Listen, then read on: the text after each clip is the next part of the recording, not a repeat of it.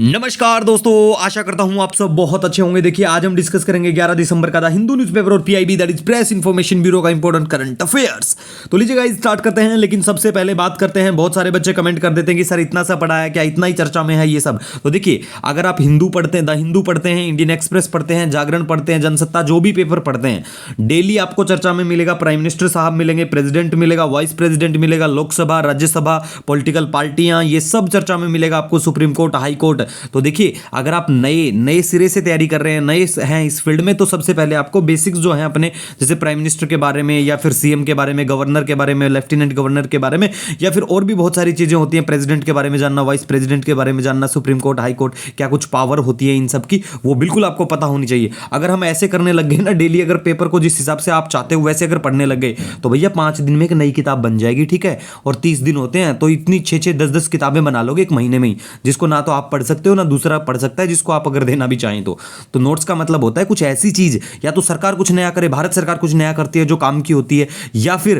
आपको कोई ऐसी स्टेट गवर्नमेंट करती है जिसका असर जो पूरे देश के लिए काम की होती है ना, या प्राइम मिनिस्टर साहब अपने स्पीच में किसी चीज का अगर मतलब घोषणा करते हैं, तो ये चीजें बहुत काम की होती है। टेंशन मतलब ऐसी, परिवार में किसी की डेथ होने की वजह से थोड़ा सा कुछ अगर मिसपेल्ट आपको लगता है कि भाई हम कवर नहीं कर पाए क्योंकि बहुत सारा काम होता है, तो इस वजह से तो आपको अगर लगे तो बिल्कुल कमेंट कर सकते हैं, एक दूसरे का साथ दे कमेंट करके, otherwise no need to worry, सब कुछ आपका कवर हो जाएगा, आज नहीं तो दूसरे वाले में। लेकिन ऐसा नहीं होगा, हम डे टू डे बिल्कुल कवर करेंगे, ठीक है।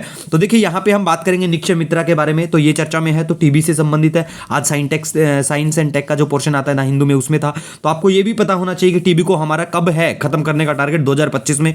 उत्तराखंड, देखिए अगर हम बात करें, रिसेंटली उत्तराखंड चर्चा में था क्योंकि उत्तराखंड ने सिक्योर करी थी फर्स्ट पोजीशन देश में रजिस्टर करने के लिए, हाईएस्ट नंबर ऑफ निक्षा मित्राज का, ठीक है। तो ये ऐसी चीजें आपको बिल्कुल पता होना चाहिए। दूसरा हम बात करें, देखिए मानव अधिकार के बारे में अगर हम बात करें, नेशनल ह्यूमन राइट कमीशन के बारे में गाइज बात करें, तो ये चर्चा में है क्योंकि देखिए 10 दिसंबर को मानव अधिकार दिवस मनाया जाता है प्रतिवर्ष, और पहली बार इसकी घोषणा 1948 में संयुक्त राष्ट्र की जो महासभा होती है वहां पे की गई थी, ठीक है। तो आपको नेशनल ह्यूमन राइट जो हमारा है उसके बारे में भी पता होना चाहिए कि एक स्टैट्यूटरी बॉडी है, ठीक है। प्रेसिडेंट ऑफ इंडिया अपॉइंट करते हैं, इसका जो चेयरमैन होता है retired chief justice of India होता है, उसको अपॉइंट किसके द्वारा किया जाता है, प्रेसिडेंट ऑफ। बेसिक इन्फॉर्मेशन है, don't no need to worry, ये लक्ष्मीकांत से भी कवर होती है, ठीक है। इसको फॉर्म किया गया था 12 अक्टूबर 1993 याद रखना, क्योंकि 30 साल होने वाले हैं नेक्स्ट ईयर, तो काम की चीज बन जाती है। सिविल सर्विस में बहुत बार देखने को मिलता है, जिस चीज को, जिस स्कीम को, या फिर कोई भी ऑर्गेनाइजेशन है उसको 10 साल, 5 साल, 50 साल, 25 साल होते हैं भाई, बहुत काम की होती है। टेंशन मत लो, बिल्कुल ऐसी चीजें नोट कर लेना।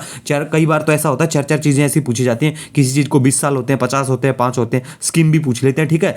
तो ऐसी चीजें भी कवर करना चाहिए। दूसरा हम बात करते हैं इसकी क्या कुछ पावर है, लिमिटेशन है, वो सब आपको पता होनी चाहिए। जैसे कि अगर नेशनल ह्यूमन राइट कमीशन अगर कोई रिकमेंडेशन देता है तो वो बाइंडिंग नहीं है। दूसरा, does not have the power to penalize the authorities और does not consider cases older than 1 year, ये बिल्कुल आपको पता होना चाहिए। और violation of human right by private parties, उसको एनएचआरसी जो हमारा है वो अपने अंडर में नहीं कंसीडर कर सकता, मतलब कंसीडर नहीं कर सकता, ठीक है। ये बेसिक चीजें यार बिल्कुल पता होना चाहिए आपको, ठीक है। उसके बाद में हम बात करते हैं द हिंदू में, फिर से ग्रेट हॉर्नबिल चर्चा में है, तो उसके बारे में आपको बिल्कुल पता होना चाहिए कि ये कहां पाया जाता है। हिमालयन फुटहिल्स में पाया जाता है, नॉर्थ ईस्ट एंड वेस्टर्न घाट में पाया जाता है, नेपाल, भूटान, ये सारा जो हिमालय का एरिया पड़ता है बिल्कुल पाया जाता है, ठीक है। उसके बाद में बात करें, ये बिल्कुल स्टेट बर्ड है अरुणाचल प्रदेश और केरल का, और ग्रेट हॉर्नबिल का बिल्कुल सिग्निफिकेंस है, कल्चरल सिग्निफिकेंस है नागालैंड की इंडिजिनस ट्रेडिशन में। इसका लाइफ स्पेन 30 से 50 साल जीते हैं, कभी पेपर में देखने को मिल जाए कि ये 100 साल जीते हैं, ऐसा नहीं है। आईसीएन स्टेटस की बात करें तो इनको बिल्कुल वल्नरेबल कैटेगराइज किया है, और साइट्स की अपेंडिक्स फर्स्ट है उसमें भी इनको डाला गया। इसी के साथ देखिएगा, अगर आपका कोई भी सजेशन होता है, कोई सुझाव होता है, नो डाउट आप मुझे कमेंट या मेल कर सकते हैं। मिलेंगे एक नए वीडियो लेक्चर के साथ, तब तक के लिए हैव ए ऑसम डे।